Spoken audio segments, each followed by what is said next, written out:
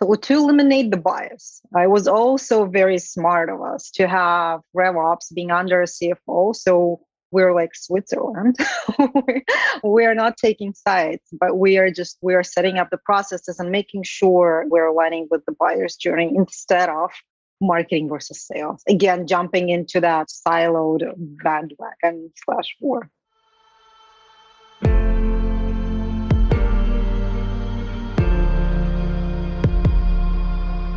This is RevOps Demystified, the number one most downloaded podcast in revenue operations.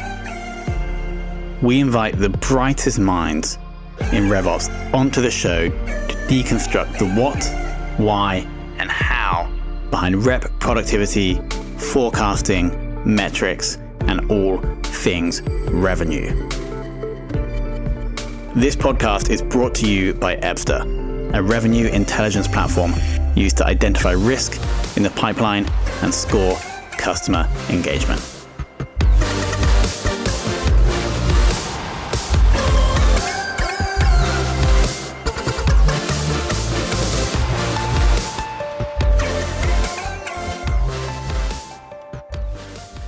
Hello, and welcome to another very special episode of the Sales Ops Demystified podcast. Today, we're joined by Olga Traskova, who is the VP of Revenue Operations at TigerConnect. Olga, welcome to the show.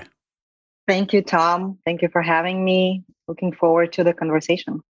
Amazing. So actually, Olga, it seems like you, like myself, well, I didn't actually enter revenue operations, but you, I believe, came from a marketing background and then have transitioned into RevOps through that entry point. First of all, is that correct? And second, I'd like to ask how the kind of marketing background influences your role in RevOps, because typically we see somebody from a sales ops background going into RevOps. So there's two big questions, but first, how did we get into sales/RevOps? And then how does your marketing background influence how you run the revenue operation? That's right. I do have marketing background. My education is marketing, and it just sort of happened about 15 years ago. I landed a marketing operations job. It was not called marketing ops back then. We went through, as you may remember, marketing automation, marketing technology. At some point, we were called marketing ninjas or growth hackers. Now we're sort of settled right on the marketing operations. So I spent about 10 years in the core marketing operations role. But as you develop in the marketing ops, you start asking questions yourself, and your CMOs ask questions: what's working, why it's working, and you're pushed to be more proactive than reactive. And I very quickly realized that I have to expand. Marketing ops shoes, it's not like I've grown out of them, but to be able to answer all of the questions from my CMO, to be able to truly work on the marketing and sales alignment, we have to work and look further than just the marketing operations. So yeah, marketing is my background. Marketing is always in my heart. And I sort of organically, just through my natural curiosity and natural curiosities of my CMOs, transitioned into first pipeline analytics and then revenue operations. And you're right. We are a rarity here in the revenue operations world. There are not that many RevOps people with the marketing background. And I think usually marketing is not like ignored, but it does not get the enough attention that it deserves, right? So that's what I'm bringing to the table now. Marketing controls so much data, pretty much all of the go-to-market data. Pretty much like 70% of the tech stack and 90% of the budget. So it is essential and important to have that marketing seat at the table of the revenue operations and the revenue engine. Would you say that TigerConnect is a marketing-driven or sales-driven business? You know what? We are actually revenue-driven business. We do Good have answer. revenue engine committee, which I lead. And for the almost first time in my life, we have representatives from the key teams. We do have marketing leaders, sales leaders, sales enablement, sales operations, marketing operations, finance leaders at that table, where we are looking at the forecasting, we're looking at the major marketing motions, we're looking at the pipeline development, we're looking at the key metrics. So um, I cannot say that we're definitely marketing driven, but we're looking for that complete alignment into what happens on the marketing side and the sales motion. Oh, and what happens after it's closed won, right? What happens on the client success side as well? What are the key motions we're driving in the client success side? So it's really about the buyer's journey that we're focusing on rather than just separated departments. As long as we keep talking about marketing versus sales, it's still siloed. So we're following the complete buyer's journey to make sure that the processes and the tools and the metrics, the KPIs are all aligned and that all tell a story throughout the process. Did you start the Revenue Engine Committee? They started it for me. I've been with TigerConnect for only 5 months. Joined in May 2021, and basically my first week here, my CMO handed off me this meeting and told me, "Now you run it." It was a little bit intimidating at the beginning, right? So where do we start? It's a pretty large committee, and to make sure that we're all on the same page and we're just not talking the talk, but we all leave the meeting with the outcomes. So that was a challenge for me at first to set it up. Now we do have a dashboard that we'll look at bi-weekly, and now we're layering an AI on top of that dashboard, a tool that we are bringing in. So this is basically that one leaflet that marketing, sales leaders, finance, client success leaders are looking at to get the pulse of the business, right? The heartbeat of the business. Are we on track with the pipeline coverage? Are we on track? Let's start with the top of funnel. Are we on track with increase in MQLs, pipeline coverage, forecasting, closed won, how the onboarding of the new clients is going on? And then we already started planning for the 2022. So it is really this, heartbeat of the business, checking it, making sure we're all on the same page. We have each representative deliver on the major initiatives. For example, sales enablement also participates in the revenue engine meeting, and their biggest motion is let sales sell. So working on the onboarding, ramp, content mapping, working with the product marketing and sales ops on the sales methodologies, and making sure that it's easy for sales to sell. They know what tools to use, when to use them. They know where to grab their content and what content to use when. Marketing ops would speak about the lead scoring, say, for example, and what we're doing to drive the top of funnel activities. Got it. So in that meeting, just to clarify, we're going to have sales enablement. I assume we have sales ops, we have marketing ops, we have success ops. Yeah, are there any other parties represented? We have CFO, so TigerConnect revenue operations resides under CFO. So we do have CFO, we do have CMO, we do have CRO. So the key executive leaders, as well as the operational leaders within each department, as well as the sales enablement. And it's pretty fluid. That's the core structure of the revenue engine committee. Whenever we have questions on the forecasting, on the pipeline trends, whenever we spot issues with the pipeline coverage or with how we're trending to closed won this quarter, we will invite the sales leaders. We will invite some, maybe even salespeople, to talk about the key deals or talk about what they're seeing on the market, right? So we are trying to, besides this core committee, keep it fluid. And then if there are questions, we would invite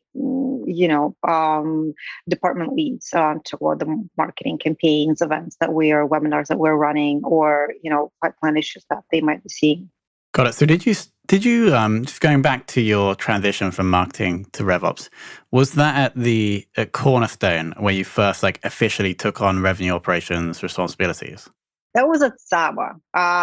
Saba was pre-Cornerstone, and Saba was acquired by Cornerstone. I spent almost 5 years before the acquisition at Saba. And this is so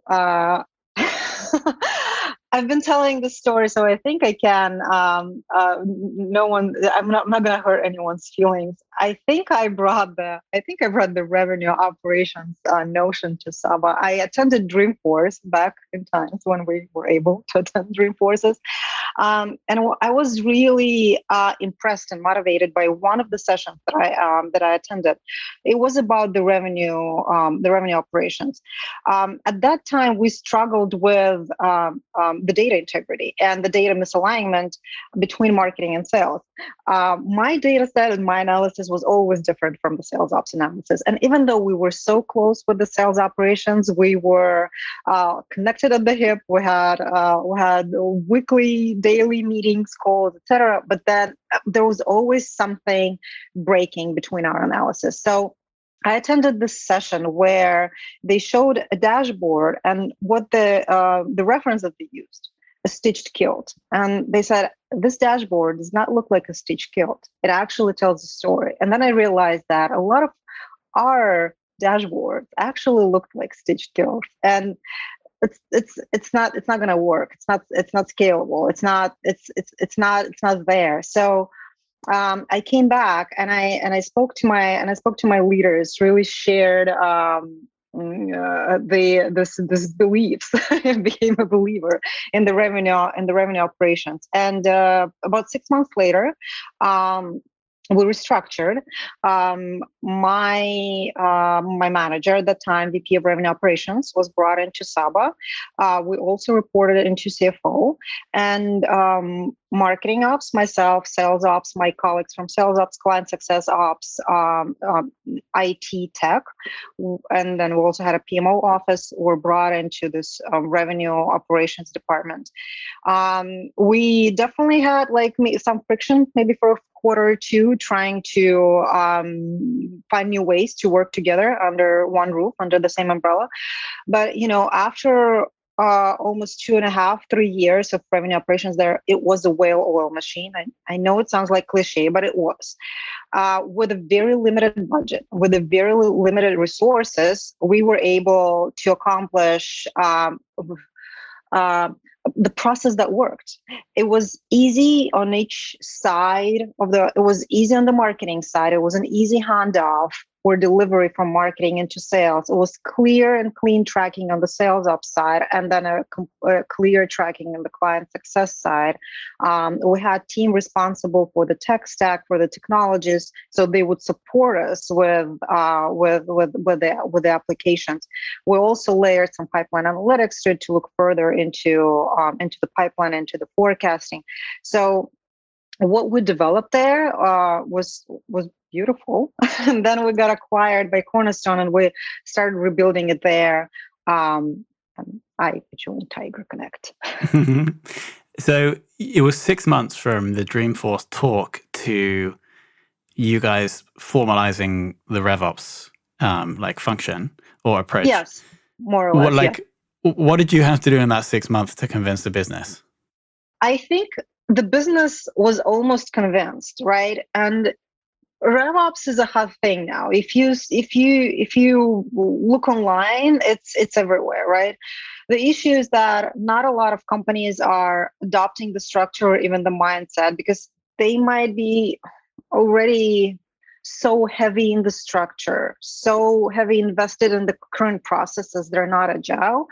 The benefit of us at that point was that we were pretty flexible, right? We did not have that many resources nor processes. We were basically 2 people marketing ops, 3 people sales ops. So it was easy to put it together from the operational and the tactics standpoint. And I think also Well, the executives just got tired when a CMO presents this set of data and a sales leader has completely different set of data.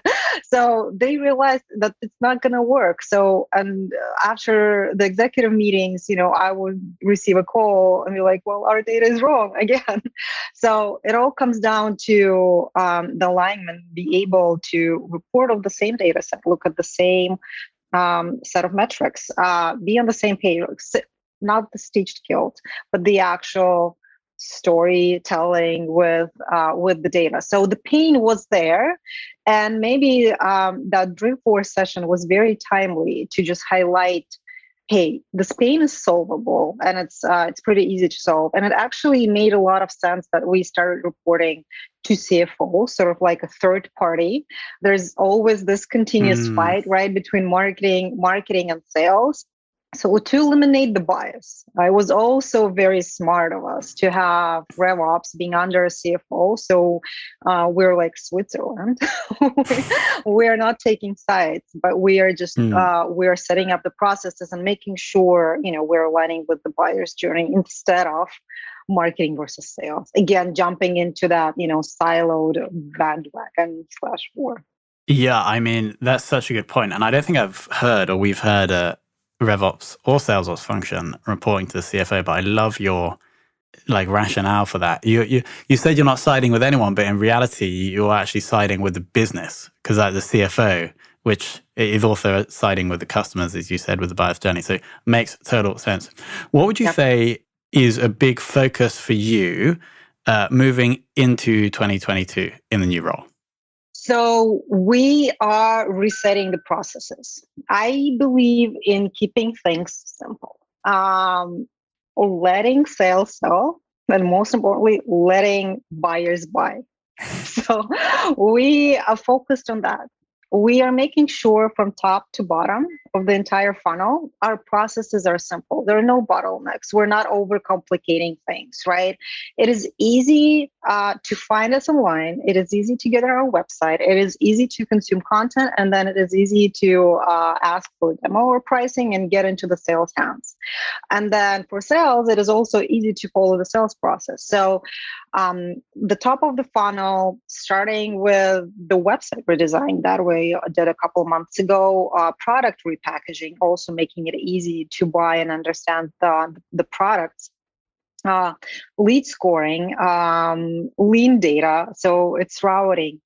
And then we also launched the new sales methodology. We went with Medic and trained sales teams on the new sales methodology, automated it as much as possible in Salesforce, also tracking those Medic key points in Salesforce to be able to then track and report adoption. So and after closed one, being able to quickly onboard it, track the client success. We actually just hired a client success operations director, which is also a rarity in this world. After trying to recruit one, let me tell you, there are not that many client success operations specialists that understand what it takes to onboard a client, to keep it healthy, to minimize the risks, how to better use Gainsight in conjunction with Salesforce, et cetera. And that's going to be our new representative on the revenue journey, on the revenue engine committee, of course. So what I'm trying to do is unpuzzle, untangle all of these complicated processes for marketing and for sales and for sales ops and automate as much as possible. And another thing is provide more visibility to my executives on the forecasting and the analytics side, so that we can early in the cycle identify the gaps, so that marketing can tailor marketing campaigns to certain buyer groups, so that sales can attack certain opportunities, early when we're seeing, the activity level is dropping or something like that. Makes total sense. Letting buyers buy, I think, is what we're going to call this episode. Now, Olga, the final and most important question is, who in the world of sales ops who in the world of revenue ops would you most like to take for lunch? Jordan from Ring DNA. I've been listening to their podcast as well. I love how relaxed they are. RevOps can be complicated and it can be pretty dramatic during the everyday life. I like how on their webcast, these three guys, they just really chill about it. So when I feel stressed and I drive from work home, I just listen to them. I'm like, it's just going to be okay. So they make me feel good about the job and about the future of revenue operations. Shout out to the guys at Ring DNA. What's the name of the podcast? I believe it's the RevOps. We'll find it and we'll link to it. Yeah, in this. It's the Ring DNA RevOps podcast. Amazing. Olga, I want to thank you for coming on. It's been an incredible journey, right? And I think it's super cool what you did at the company that got acquired. It was, I've got it here. It was Saba, that then got acquired by Cornerstone. I think it was super cool what you did to go from these segregated teams to that one cohesive RevOps function. And then I also love your point about reporting to the CFO. I think that's super interesting. We haven't really heard it before. And then finally, your focus on the simplicity of what we're really trying to do here, which is let the seller sell and then the buyers buy. So thank you so much for coming on and sharing your wisdom. Thank you for having me so much. Thank you.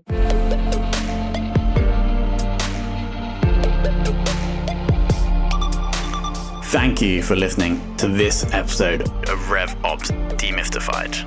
If you're listening on a podcast listening application, please follow, rate, and review the show.